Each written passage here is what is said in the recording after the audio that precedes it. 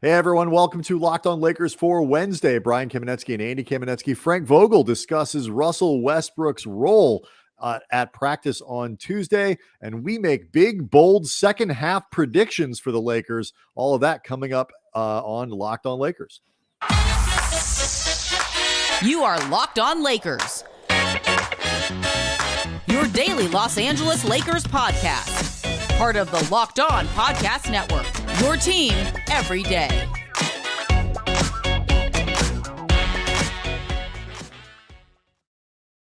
Want to thank everybody for making Locked On Lakers your first listen of every day, Monday through Friday. We get this thing up for you. You can find it wherever you find your podcasts in the wee hours of the morning. So no matter when, Andy, people need their Lakers content, their Lakers fix, we have got them covered. So we appreciate that. Reminder, subscribe to Locked On Lakers on YouTube, and on non-game nights especially, you can get access to the podcast and any breaking news a lot faster that way. So we on Tuesday's show, we kind of went over the first half of the season, picked out some players we thought were disappointments, some players we thought were surprises. On today's episode, Andy, we're going to look forward to the second half of the season with some second half predictions. But before we get there, Russell Westbrook has really been making a lot of headlines lately, talking about his role, complaining, I think is a fair word, that it shifts frequently. It's not the same from night to night, and expressing some frustration. I would say, to make sure that it's most accurately presented, I don't think Westbrook has been initiating the complaints about this. However, he is not shy about seizing upon any opening to express this opinion. When asked about what's going on, whether with his play, with any inconsistency, he will be quick to point it out. Yes, it's not quite, hey, Russ, what did you have for dinner? Let me tell you about my role on this team. Like, it's not quite like that. Let's talk about this, because Frank Vogel was asked really at length about Russ on Tuesday at the Lakers. I'm sorry, Wednesday at the Lakers media availability. No, Tuesday, right? Tuesday. Lakers media availability before they leave town for Wednesday's game.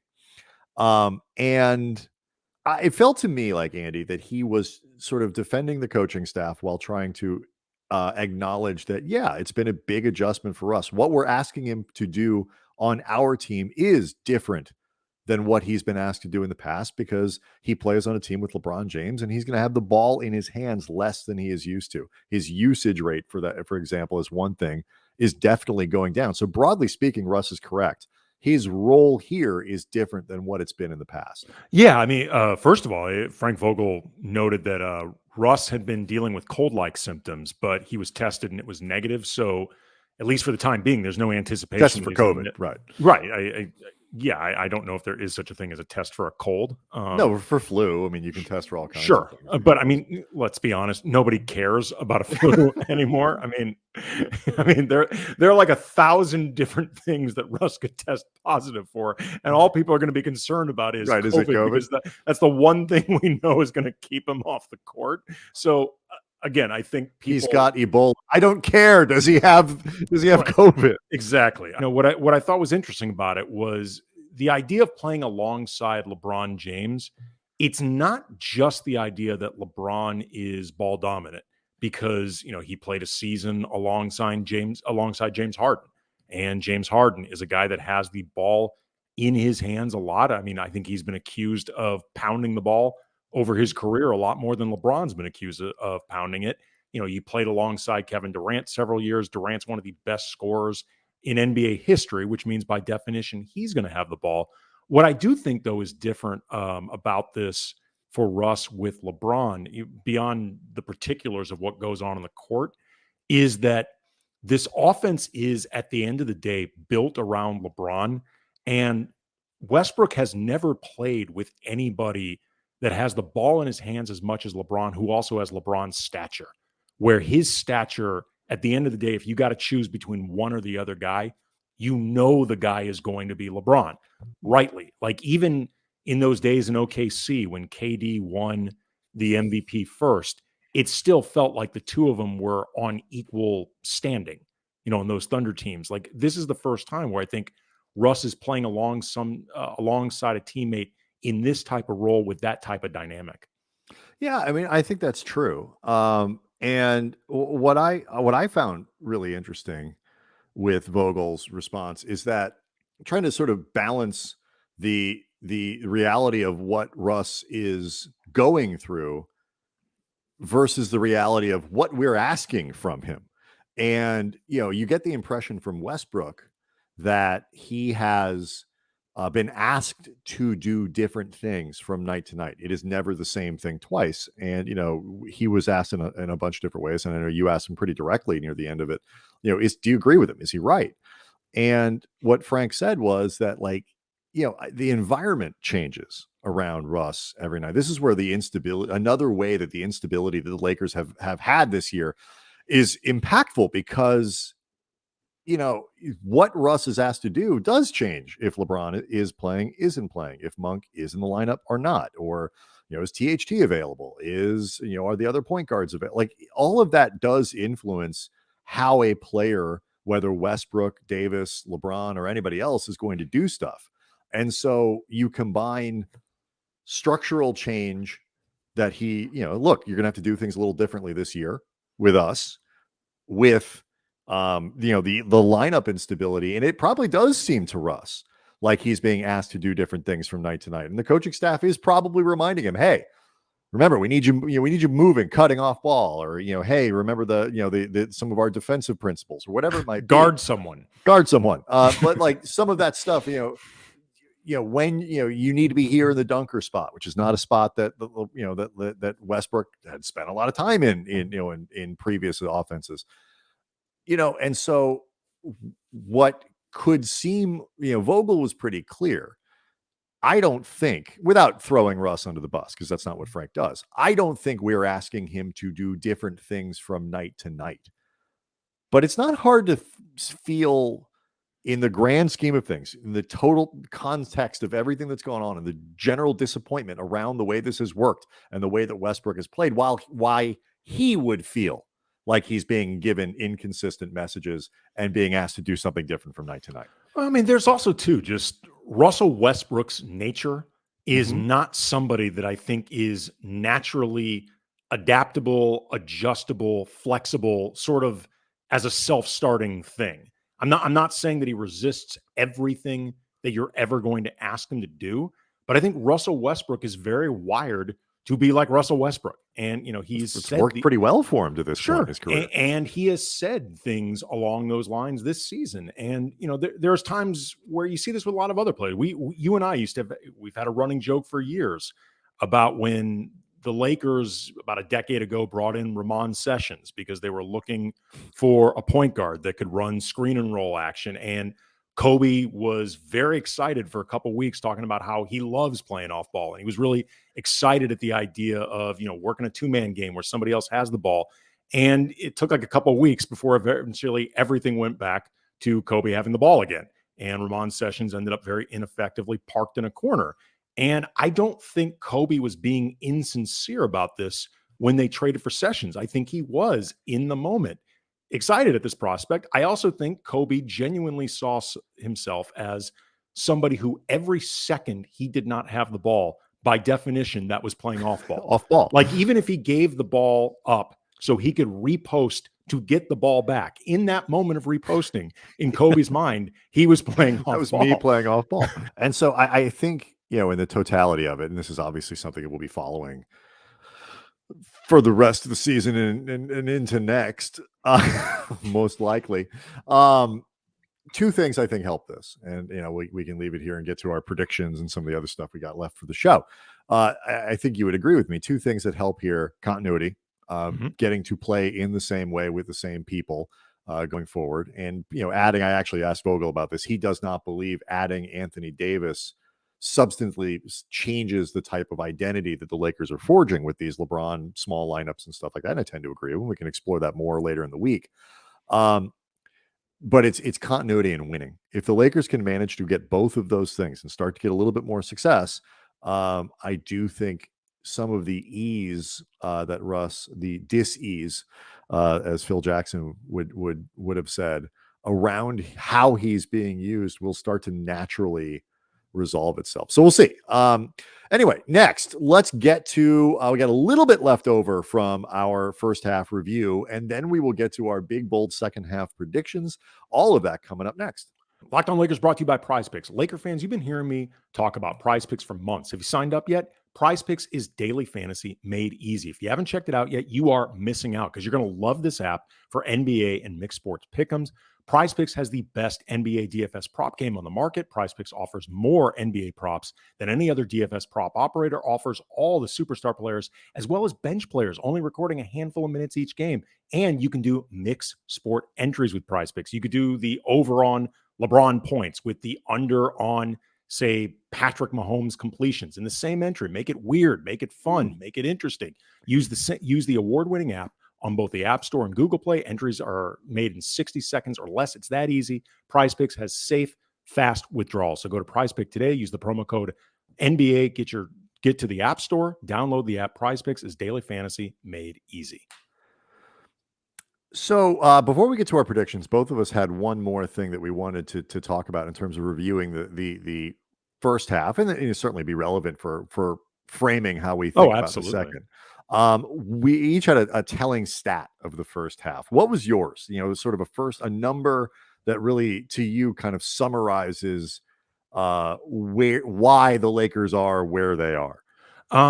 Their defensive rebounding rate, 71.7% as of this recording, which would be 21st in the league. And it is closer by percentage points to where they could end up lower rather than higher using NBA.com's numbers. You go to any other metric and they all say the same thing. The Lakers doing a bad job on the defensive glass. And this bears out with the Lakers allowing a lot of second chance points. They are 24th in the league, preventing them opponent points in the paint.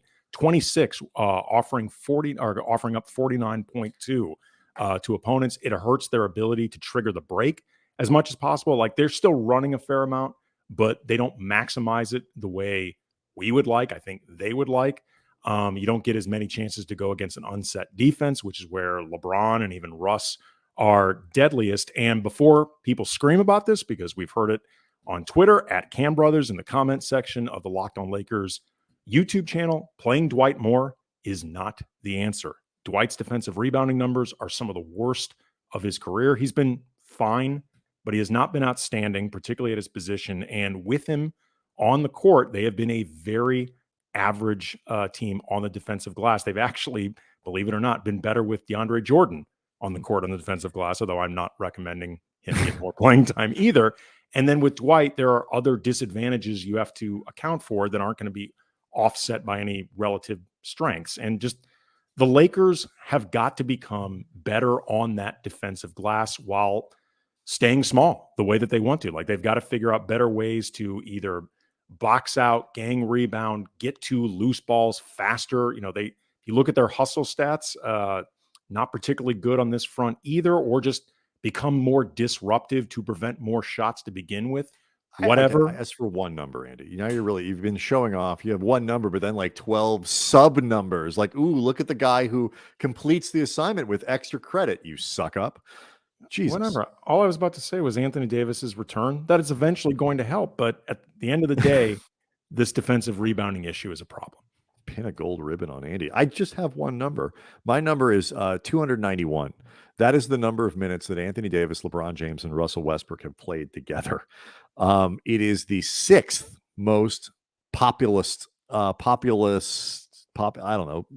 the most common minutesy three-person lineup that the Lakers have had. Rather than crapping on me getting too deep in the numbers, somebody should have just used a damn dictionary to come up with the word they wanted. Well, but at least I have one. So, this is the sixth most common lineup the Lakers have had, which when you consider that these are the three superstars of this team, is shockingly low. And, you go back to the beginning of the year and the one consistent refrain that I think both of us had is, these supporting players matter and all this stuff. The margins are important. And, the 5% that this guy adds and whatever. The vast majority of the Lakers' success this season would be dictated by how well the big three performs, how well they perform together and all of that stuff. That more than anything was going to dictate the success of this team. And they have not been able to get those guys on the floor together. And that, to me, as much as anything, summarizes why the Lakers are where they are. The group has a positive net rating when they play, and it's even better when they play without a center. Without another traditional big there, DeAndre or Dwight. But yeah, like 209 under 300 minutes for the three best guys on the team together. That explains it to me. So that is stuff that needs to change in the second half if the Lakers are going to get anywhere. Knock on wood when Anthony Davis returns, that starts to happen. So let's look at the second half, Andy, and get into some predictions about where things are going. My first question, because I think this is front of mind for everyone. Do you think the Lakers will be part of a big trade deadline transaction? No, I do not. I would be very surprised unless THT plays extremely well over the next month, which is obviously possible, but he would need, I think, to make up a lot of ground to offset a slow start. I think even his recent couple games, which have been better, I don't think they've been good enough to alter perception. And THT is really the only player they have that I think would, I guess, be good enough to elicit the type of trade that we're talking about. And then, you have to start getting into the nitty-gritty. By big, we're talking about, like, for example, this week, Jeremy Grant, Miles Turner, Lakers linked to both those teams. They're going to be linked to everybody. I mean, that's not unusual. But, I am sure that they're not making it up. I'm sure the Lakers would love to have Jeremy Grant. I'm sure the Lakers would maybe kick the tires on Miles Turner. But that doesn't mean they're going to be able to do it. Well, but especially like if you're talking about Jeremy Grant, for example, like the Pistons already have a legit point guard of the future with Cade Cunningham.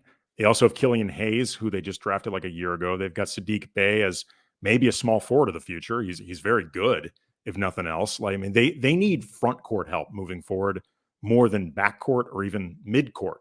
So again, the Pistons would need to be very, very intrigued by Taylor and Horton-Tucker, or it would have to be the best offer that they get. Sure. I mean, or there's a third team involved or whatever. But again, you start getting more complicated when you start needing third teams, fourth teams, etc.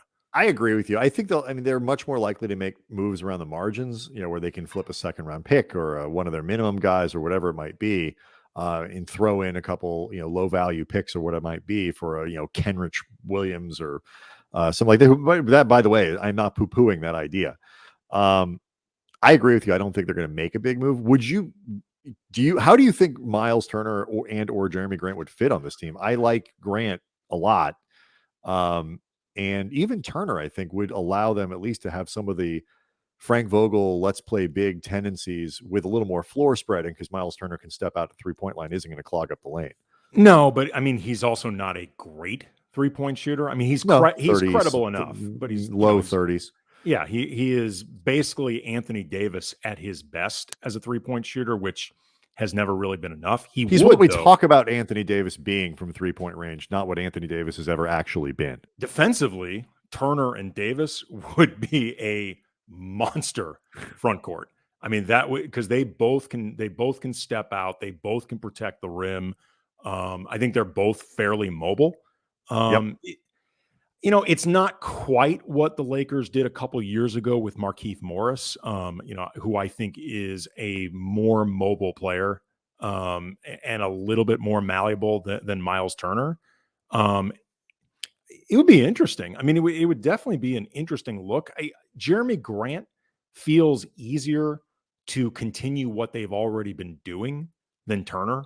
Like Turner feels like more of a reset with like 30-ish games. Yeah, Turner, I think, lets them return to their defensive principles of 2020, the championship season, a little more easily.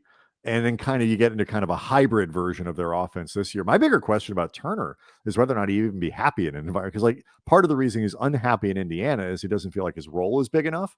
Well, you come here, you're not going to get that. You got a chance to win a title, but you're behind AD, you're behind Russell Westbrook, you're behind LeBron, all that, from an offensive player standpoint, this does not help him. And so, I think it would allow them more flexibility offensively with a true center on the floor. than they've had in Frank Vogel's tenure. Because of Turner, again, career 35% 3-point shooter. It's good enough. But I don't know if Turner would be happy with it. And obviously that matters. Yeah, for sure. And again, how badly does Indiana need Taylor Horton-Tucker? Yeah, it's a good question. I don't think either team is that interested, but we'll see. The trade deadline coming up next month. That is going to be of massive interest in LA and around the league. We got some more big second half predictions, looking at Frank Vogel, looking at the Western Conference playoffs, and we'll do all of that next. Locked On Lakers brought to you by Built Bar. It's the new year, which means New Year's resolutions. And if yours is about getting fit, eating healthier, Built Bar can be part of that plan. Built Bar is a protein bar that tastes like a candy bar, even better than a lot of candy bars. And you want to eat healthy, but sometimes, man, it gets boring. And a few weeks into it, you're like, screw this. This is not worth it. I'm just going to lean into being an unhealthy individual. It's not necessary because you can go to Built Bars. They're covered in 100%. Where's my lard stick? Don't do it, man. Just go to Built Bars. They're covered in 100% real chocolate. Most Built Bars contain just 130 calories, only 4 grams of sugar, only 4 net carbs, but 17 grams of protein. That's the good stuff. A lot of great flavors to choose from. Coconut almond, mint brownies, salted caramel, cookies and cream. So go to built.com, use the promo code LOCK15, get 15% off your order. Use your large stick to type if you need to. Promo code LOCK15 for 15% off at built.com. Large stick was my nickname in elementary school. Wow.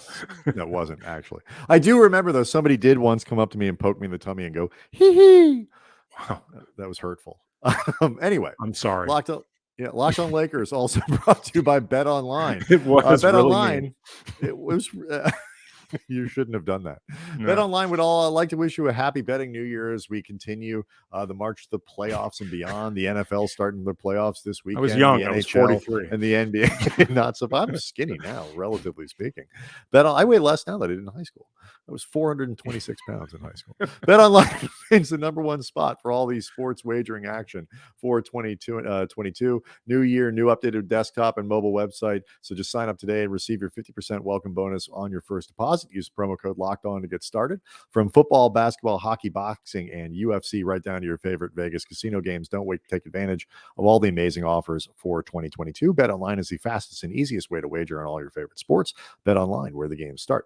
Andy, as we look to the second half of the season, who is your predicted second half X factor for the Lakers? It is not a who, Brian. It is a what. Interesting. Availability, continuity, regularity, any other itty that keeps the same players on the court game in, game out for the second half. Like, if the Lakers actually get an opportunity to build a foundation, I think there is a real chance they can start looking like the version of this team that optimists felt were possible. And look, maybe it turns out that the optimists were trying too hard to talk themselves into something that was never really feasible, but we're not going to know for sure one way or the other. And I think this is something the players themselves very strongly feel, unless guys stay healthy. So that to me is the biggest X factor. Once Anthony Davis is back, are they going to be able to keep the same guys on the court? Yeah, I will tell you, if the Lakers finish the second half of the season with 291 minutes for those guys times 2, slightly under 600 minutes, 282 minutes or 600, whatever, 582 minutes, then you're right. Like, this whole thing isn't going to work. Like, they need much more time with those guys on the floor. I'm actually sticking with Malik Monk, and there are a lot of guys you could choose. You could go with the obvious, Russell Westbrook in a way is the X factor. If he ascends to the type of second half performances that people are expecting, because that's what his pattern has been throughout the last few years, that makes a massive difference. For all the angst over Westbrook, we still have to remember he's supposed to be better as the season goes on. But to some degree, I kind of skip that because it's been baked in. Like, we are expecting that. We are expecting Anthony Davis to come back, and obviously he needs to play like the elite bubble version of AD for this all to work out. But again, that's something we've kind of talked about this season. I still feel like the guys that we don't know about on that kind of day-to-day consistent basis are THD and Malik Monk. And I chose Monk because Monk, I think, is going to stay in the starting lineup and will have the opportunity to really default to a lot of big minutes, regardless of who else is around and back in the lineup. And this shift from Malik Monk as an inconsistent bench presence to a guy who could be relied on for 15 to 20 points ish a night, and that kind of offensive creativity is a huge deal. And we saw the difference, like when he had a really off night on Sunday against Memphis, like the team really suffered. Like it brings a different dynamic. And so for Monk to be able to continue that throughout the second half of the season, I'm rooting for it because it will help the Lakers, but also it will make him a bleep ton of money. And I am rooting for Monk to succeed because he made a massive bet on himself. Not good for the Lakers. Lakers won't be able to keep him if he plays as well as I'm talking about, but it'd still be good for the team and good for him. So, well, I mean, also, if he doesn't play very well in the second half, then they start wanting to keep him less. So nobody wins. That's true. How do you thread the needle? What's the right amount here? We also like, how badly do you want him to play in order to keep him? That's true. All right, so let's keep going with some of these predictions. Where do you think the Lakers finish, Andy, in the West? Predicted seed for the Lakers finish for the Lakers in the Western Conference. I am going to be what I think is at least semi-optimistic. I'm going to say 6th. I don't think it is far-fetched that they end up at number 5. I don't think they're going to be able to go any higher unless Memphis starts dealing with some serious injuries, because I really do think they are that good. Right. But honestly, I don't particularly believe in Dallas or Denver, the current state, all that's being asked of Jokic, any more than I really feel like I believe in the Lakers in terms of what we've seen with sustainability. I just don't really trust any of these teams immediately ahead of them. And other than maybe the Clippers, I don't trust any of the teams behind them to make a surge. So I'm saying 6th, and they avoid the play-in, which is what's at least immediately very important. Yeah, I wanted to get them to 5th. And I think it's certainly possible. I agree with you in that regard. They go into Tuesday's games a game and a half behind Dallas for that 5th spot, a half game behind Denver. There, a lot of these teams, 5 through 9, they're separated by, they have been separated by 2.5, 3 games all season long. But the reason I stuck with 6th as well, and I actually think there's a better chance that they finish 7th than 5th, is because there still is going to be another stretch of probably 10 games, at least without Anthony Davis. It seems like he's not coming back right away.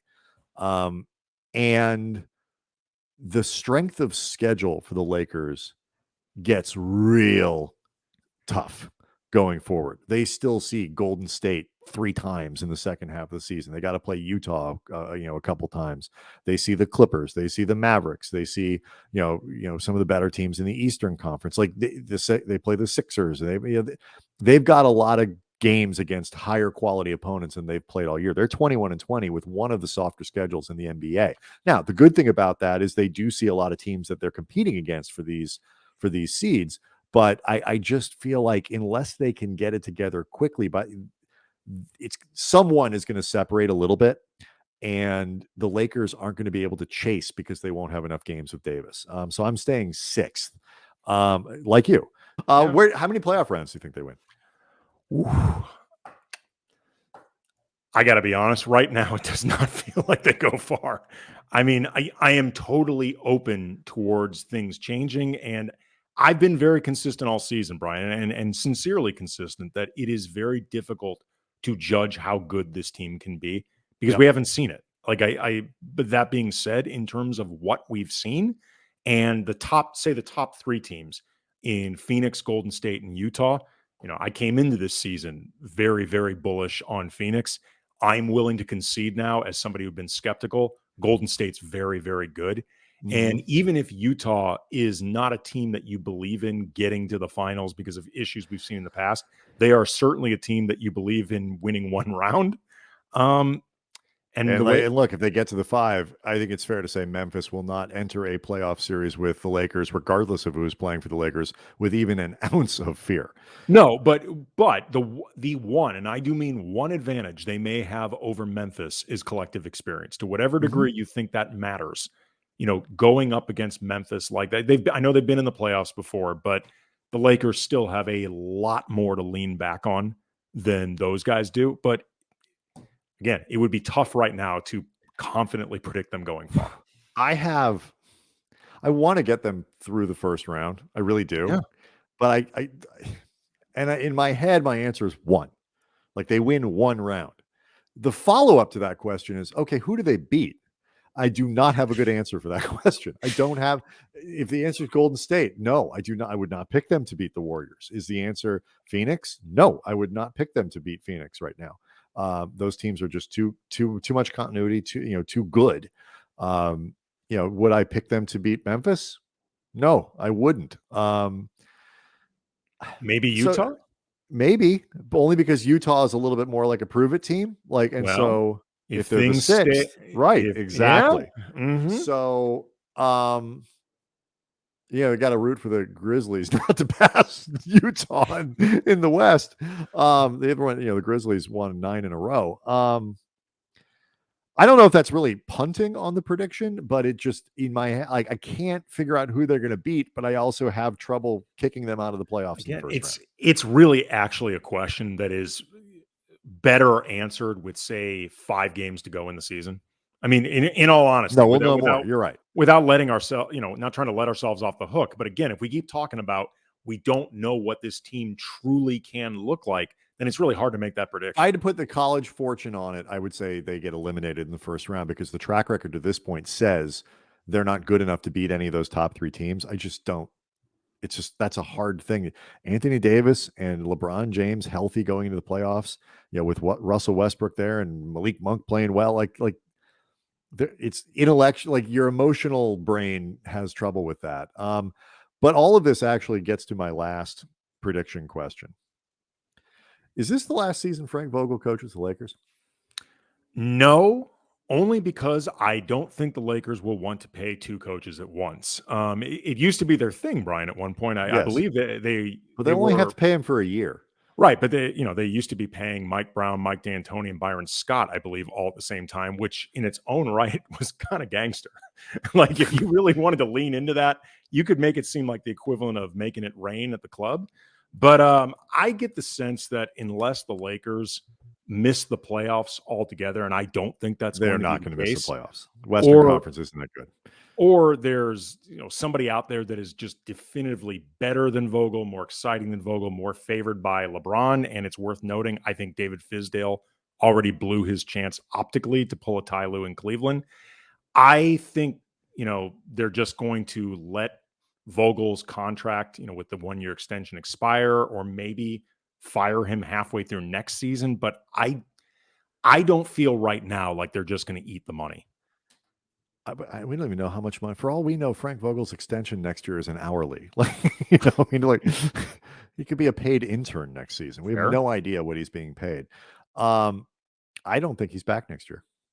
I think the Lakers have made it abundantly clear over the last couple of seasons, and Rob Pelinka has made it clear that he believes to some degree that coaches are interchangeable, and that they don't have institutional confidence in Vogel. I think that 1-year deal was extraordinarily telling.